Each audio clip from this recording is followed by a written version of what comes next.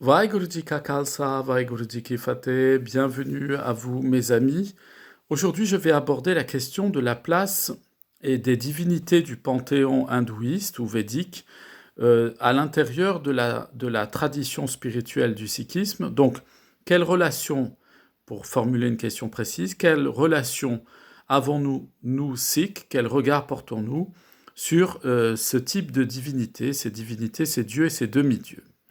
Donc, je les cite rapidement pour ceux d'entre vous qui ne comprendraient pas précisément à quelle divinité classique je fais référence. Brahma, Vishnu, Mahesh, c'est-à-dire Shiva, Parvati, Sarasvati, Durga et bien d'autres.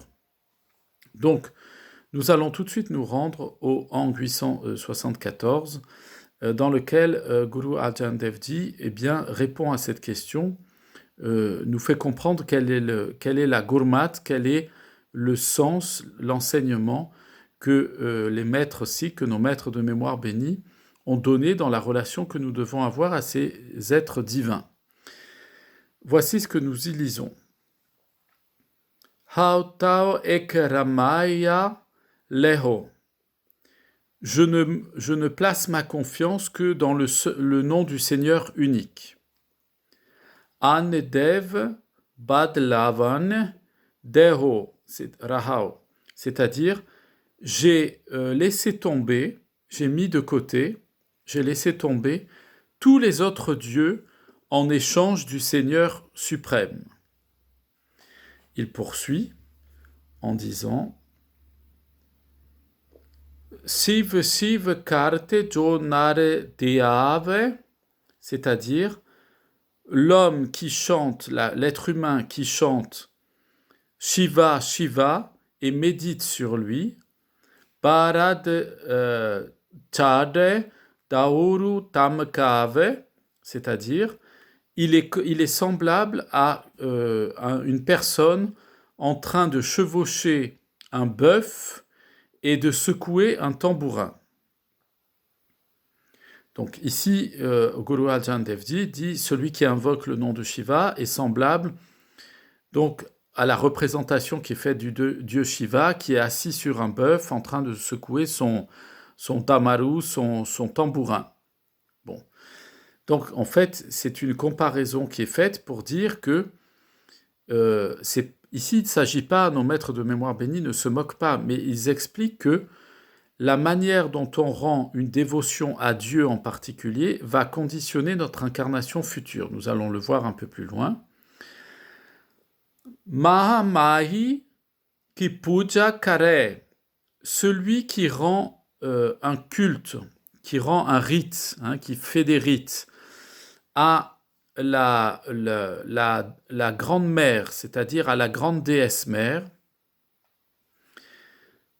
eh bien, nare se nare hoe autare, c'est-à-dire il sera réincarné en femme et non en homme. On poursuit. Tu kaihatehi ade Pavani, toi qui invoques la déesse primordiale,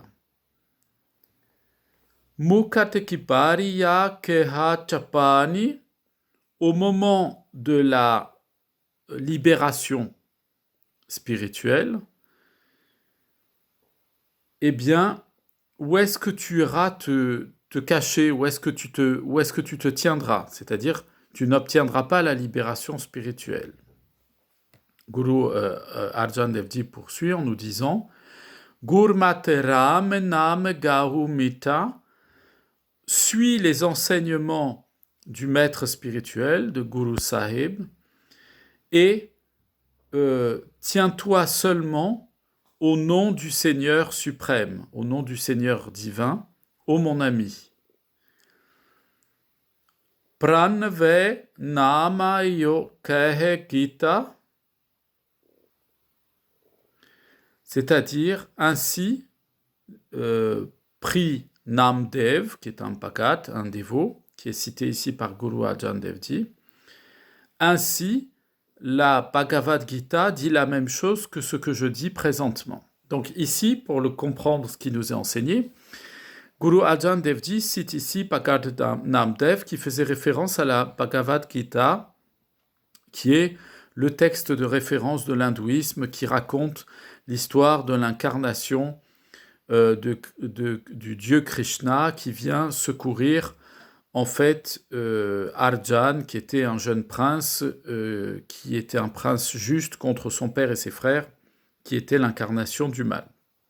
Je ne vais pas entrer dans les détails de cette histoire, j'en reparlerai peut-être à l'occasion, mais ce n'est pas le but de notre propos. Ce qui est important de retenir ici, c'est que Guru Arjan Devji, en citant ici Bhagavad Namdev, eh bien, nous explique que lorsqu'on n'est pas dans l'adoration du Seigneur unique, qui est le Par-Brahman, qui est celui qu'on ne peut pas limiter à une forme, mais dès lors qu'on se met à rendre un culte à une divinité sous une forme particulière, eh bien le culte que nous lui rendons, la croyance que nous avons envers cette divinité et la représentation physique que nous nous en faisons, eh bien, va conditionner notre réincarnation suivante. C'est la raison pour laquelle, ici, la Bani nous dit que celui qui invoque Shiva se retrouve semblable à celui comme Shiva qui est monté sur un bœuf et qui joue du tambourin, c'est-à-dire se retrouve enfermé dans un concept limitant du Créateur. Et ce point est extrêmement important parce que la Bani nous explique très clairement que entrer dans un culte idolâtre à l'égard d'une divinité du panthéon hindou, c'est-à-dire vouloir entrer dans une représentation limitative de la divinité, eh bien, c'est conditionner son man, ça appartient au monde des illusions, des attachements à l'ego, au homais, et qui entraîne chez nous un conditionnement pour une réincarnation future. Donc, si on remonte un peu plus haut dans la Gurbani, nous y apprenons que, c'est Guru Amar Das Ji qui nous le dit, au Ang 129 à la ligne 8, il nous dit « Devi Deva Mulhe Maya », ce qui veut dire que la source, la naissance, la racine des dieux et des déesses, c'est quoi? He Maya, c'est l'illusion.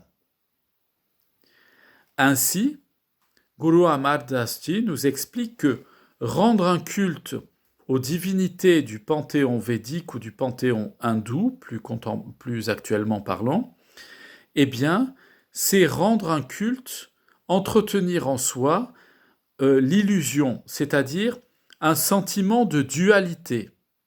Lorsqu'on rend un culte à plusieurs dieux, eh bien, on se trouve dans de la division du réel. Or, la division du réel n'est pas la vision spirituelle.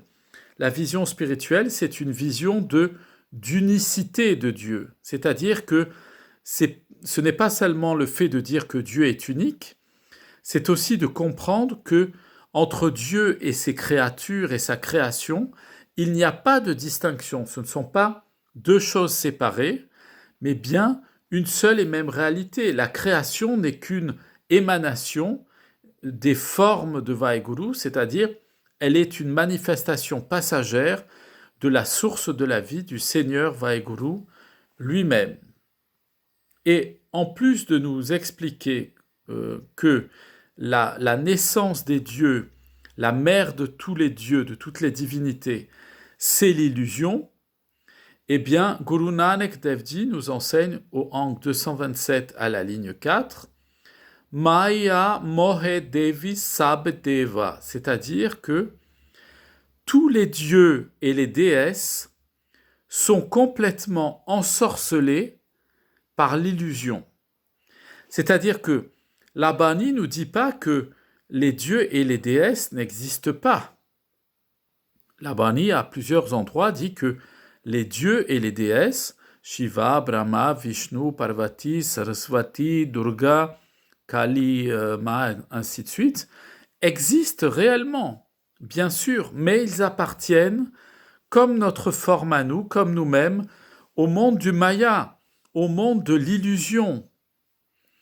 Et donc, à ce titre-là, ils appartiennent à ce monde de l'illusion, mais en plus, nous dit Guru Nanak Dev Ji, Maya Mohe Devi Sabdeva, c'est-à-dire, en plus, eux-mêmes sont comme nous, enferrés dans les pièges de l'illusion, dans les pièges des apparences. C'est la raison pour laquelle, lorsque vous lisez dans les Upanishads ou dans les Puranas, vous lisez l'histoire des divinités du panthéon védique, elles ont toutes des comportements qui ne sont pas des comportements caractérisés par une vie spirituelle développée. Elles sont jalouses, elles sont envieuses, elles sont en rivalité, elles sont en compétition, elles vont trouver des subterfuges pour subtiliser des choses qui appartiennent aux autres divinités. Donc on voit qu'elles ont un comportement qui est assez semblable au comportement humain, c'est-à-dire un comportement fait d'attachement à leurs propres désirs. Elles sont enfermées dans leurs propres attachements. Elles ont un sentiment de séparation d'avec le Seigneur suprême. Elles se sentent comme indépendantes et autonomes de lui. Lorsque nous regardons plus loin, au Ang 258, à la ligne 14, Guru Arjan Dev Ji nous enseigne Parme Surna Devi Deva, c'est-à-dire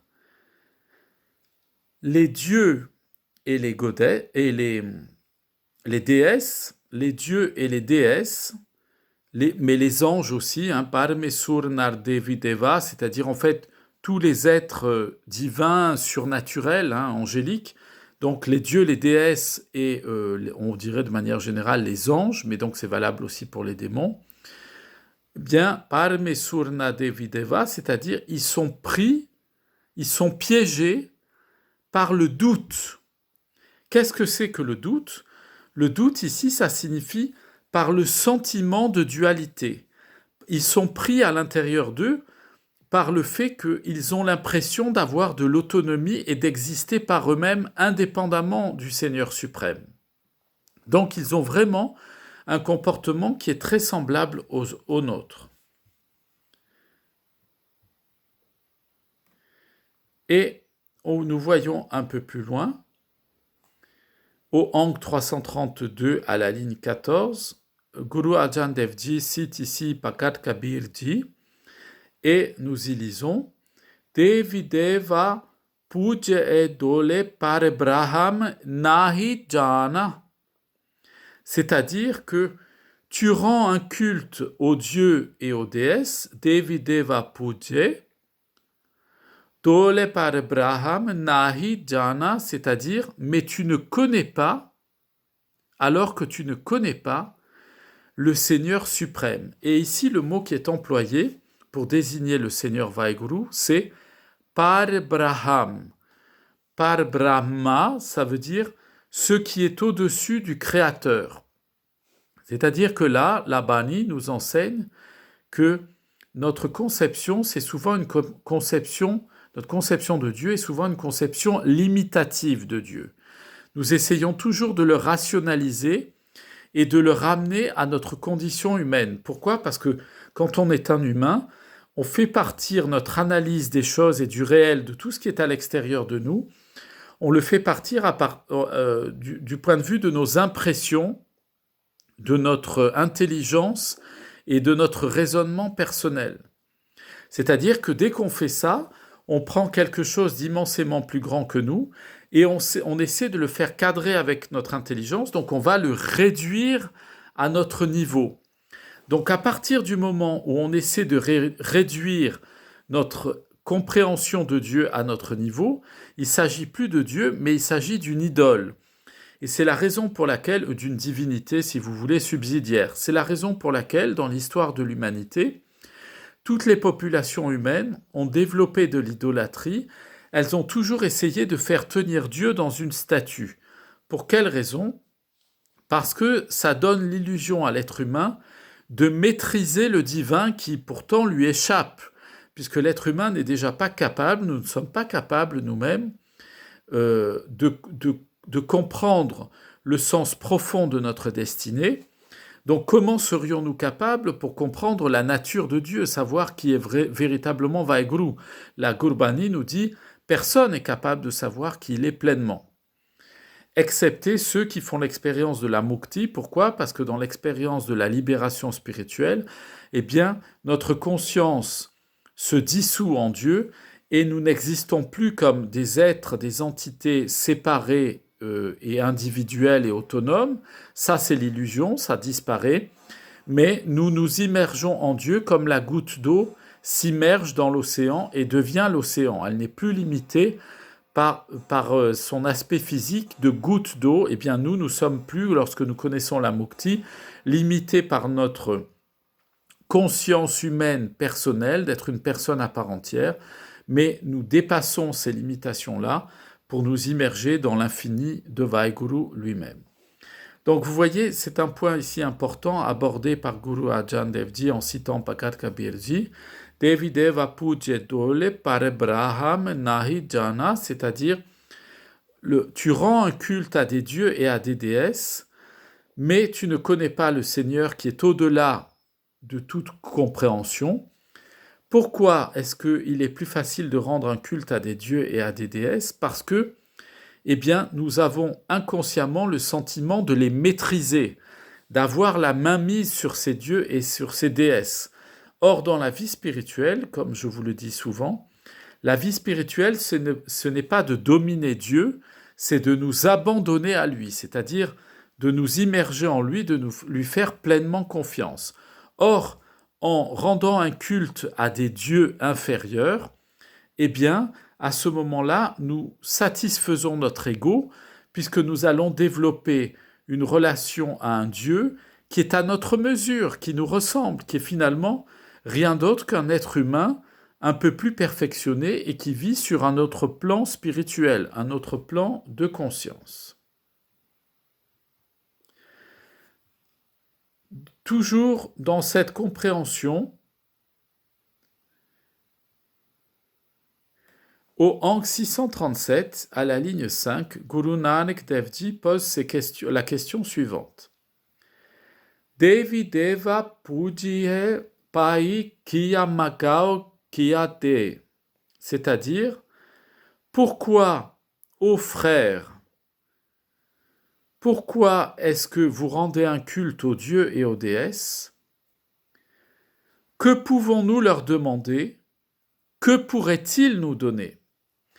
Donc ici, Guru Nanak Dev Ji pose des questions fondamentales en disant « Qu'est-ce que vous voulez aller demander à ces dieux et à ces déesses, compte tenu du fait qu'ils sont aussi pris que nous-mêmes dans les filets de l'illusion, dans les filets des attachements à nos émotions, à notre ego, à nos désirs. » Et Guru Nanak poursuit en disant Pahane nir pakaliye pai jalme putehe tehi, c'est-à-dire les dieux de pierre taillés dans la pierre sont lavés avec de l'eau. Pourquoi? Parce que dans la tradition hindoue, tous les jours, il y a ce qui est appelé en sanskrit Abhishekam, la douche qui est donnée à ces statues qui représentent ces dieux. Et Guru Nanak fait référence à ceci, il dit, à ce rite-là, à ce rite hindou, il dit « Les dieux sculptés dans de la pierre sont lavés avec de l'eau aux frères. Mais si on les lâche dans l'eau, ils coulent au fond de l'eau. » Donc, Guru Nanak nous dit que nous ne pouvons pas nous attacher à un culte rendu à des dieux autres que le Seigneur Vaheguru lui-même. Pourquoi? Parce qu'ils ne sont pas capables eux-mêmes de se procurer à eux-mêmes leur propre mukti, leur propre libération spirituelle. Ils sont comme nous, enfermés, conditionnés dans le monde des illusions. Et Guru Nanak Dev Ji nous dit, il poursuit, Gur bin alak nalakiye pai Jag Bude Pat Koe, c'est-à-dire sans le gourou, le Seigneur invisible ne peut être vu. Ô frères,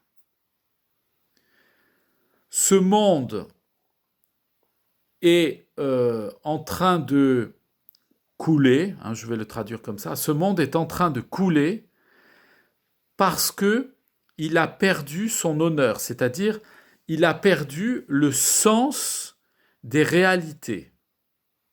Or, vous voyez, dans cet enseignement, Guru Nanak Dev Ji nous explique que aller chercher dans le monde spirituel des êtres spirituels, comme ça se fait d'ailleurs beaucoup aujourd'hui avec le New Age, il est de tendance assez courante aujourd'hui d'entendre beaucoup de personnes dire en fait, moi je communique avec mes guides spirituels, avec des maîtres ascensionnés, avec mes anges, avec des puissances, des énergies, des choses comme ça, etc. Eh bien, on voit Guru Nanak Dev Ji dit, tu vas communiquer avec des choses qui ne sont pas le Seigneur suprême, en tout cas, qui ne sont pas la manifestation totale, absolue, infinie et entière du Seigneur suprême.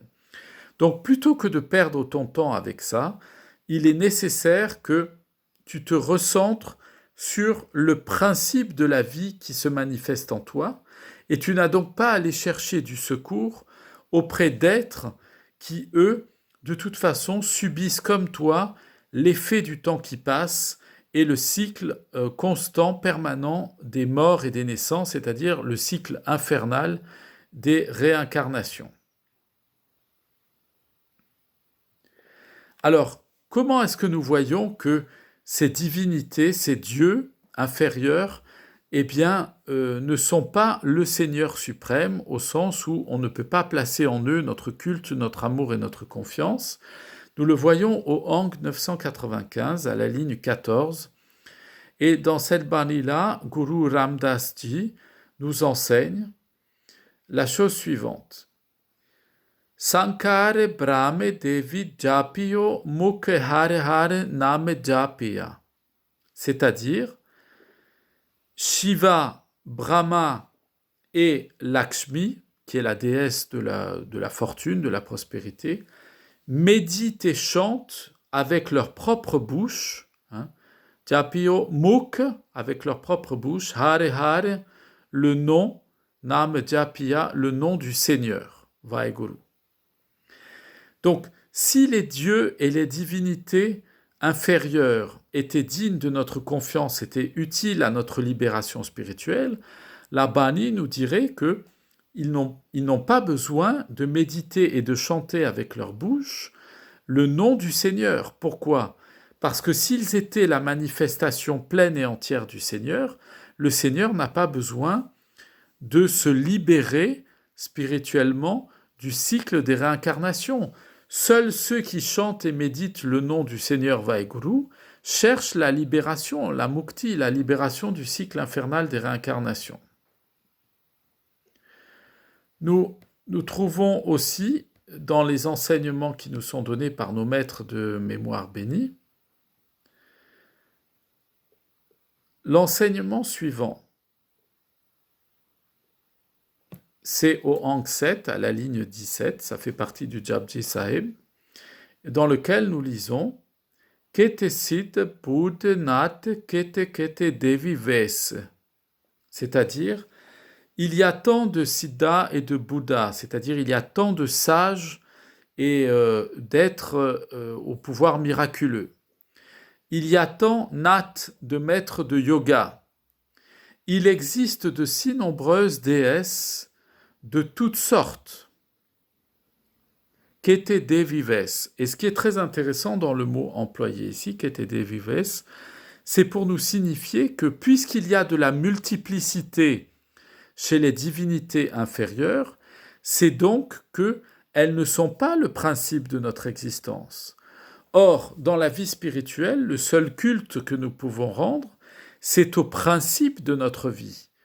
À qui voulez-vous d'autre, mes amis, que nous rendions un culte ? Nous ne pouvons rendre de culte qu'à ce qui nous donne la vie. Et ce qui nous donne la vie, ce ne sont pas les dieux et les déesses qui peuplent le monde spirituel, mais bien le Par-Braham, le Seigneur Vaheguru, principe et cause primordiale de toute chose, et c'est à lui qu'il faut rendre un culte. D'ailleurs, c'est assez amusant. Pour s'en souvenir, on peut faire la comparaison du proverbe en français qui dit « Il vaut mieux s'adresser à Dieu qu'à ses saints ». On pourrait le dire ici, en s'inspirant de la Bani, il vaut mieux s'adresser à Vaheguru qu'à toutes les divinités inférieures qui peuplent le monde spirituel et qui sont autant aveugles spirituellement que les êtres humains sont aveugles de la présence de Vaheguru dans leur vie et ne l'aperçoivent absolument pas.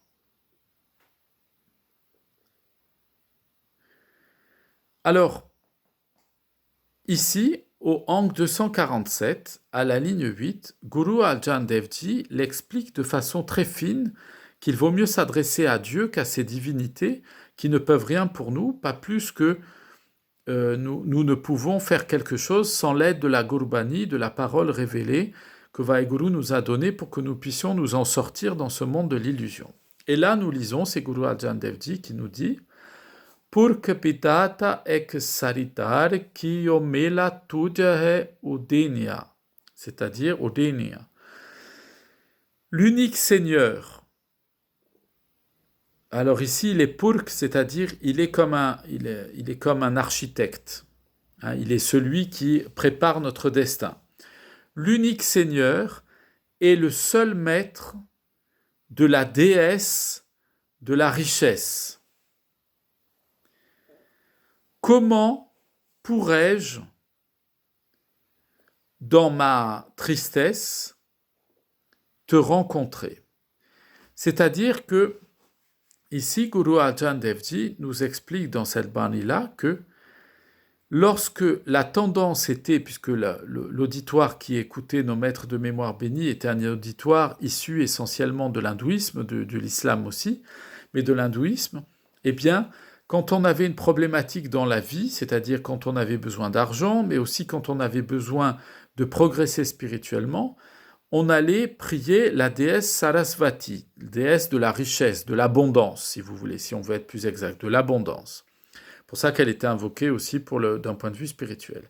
Eh bien ici, Guru Arjan Devji nous dit, mais il faut se tourner, invoquer celui qui est le créateur de la déesse de la richesse. Or, Sarasvati, la déesse de la richesse, elle ne fait que symboliser l'idée de la richesse. Et Guru Arjan Devji nous explique donc que eh bien, ce n'est pas une déesse de la richesse qui nous donne la richesse, mais c'est le Seigneur Vaheguru qui est à l'origine de toutes les formes de richesse, qui nous communique cet état dans lequel nous n'avons plus besoin de rien, nous avons tout ce qui nous est nécessaire dans la vie spirituelle et matérielle.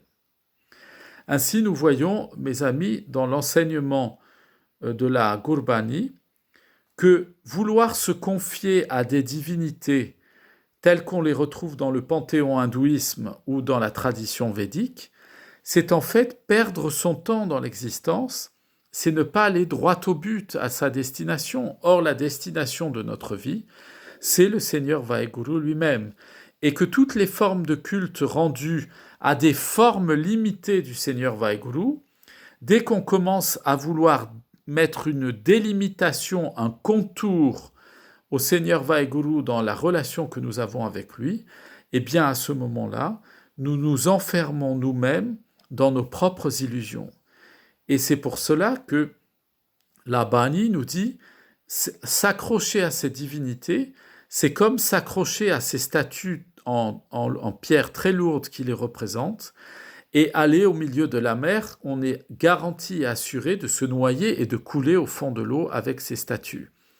Eh bien, ici, la Gurbani nous dit, à chaque fois que dans notre vie, nous voulons mettre à l'action de Dieu, à la présence de Dieu dans notre vie, une limite, un contour pour pouvoir le maîtriser et le dominer, eh bien, à chaque fois, nous allons retomber dans les travers de notre ego, c'est-à-dire qu'à chaque fois, nous allons nous adorer, en fait, nous-mêmes, adorer nos propres limites, et comme nous l'avons entendu au tout début de cet enseignement, la Gurbani nous explique que c'est comme ça, en rendant un culte à ces divinités, en rendant un culte à une délimitation de Dieu, eh bien que on se conditionne à se réincarner dans l'objet de cette délimitation. C'est pour ça que la Gurbani nous enseigne que effectivement, si on adore telle déesse, eh bien on va se retrouver conditionné dans une réincarnation suivante comme une femme dans telle condition et ainsi de suite.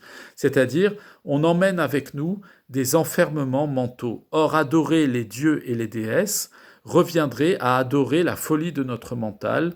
Autrement dit, c'est un manmouk qui se mettrait à adorer sa manmat. Donc vous voyez, c'est quelque chose qui est du domaine de l'illusion la plus absolue et dont nous devons avoir conscience parce que à chaque moment dans notre quotidien, nous pouvons nous fabriquer des faux dieux et des fausses déesses que nous allons nous mettre à adorer parce que nous allons confondre la bénédiction de Vaheguru avec Vaheguru lui-même. Or, Vaheguru est insaisissable, nous ne pouvons être en relation avec lui que par le cœur au travers du Nam Simran, que par la Bhakti au travers du Nam Simran. Une très bonne journée à vous tous, plein de bénédictions sur vous, vos familles, vos amis, vos voisins et tous ceux que vous aimez. Et je vous dis à très bientôt. Vaheguru Ji Ka Khalsa, Vaheguru Ji Ki Fateh.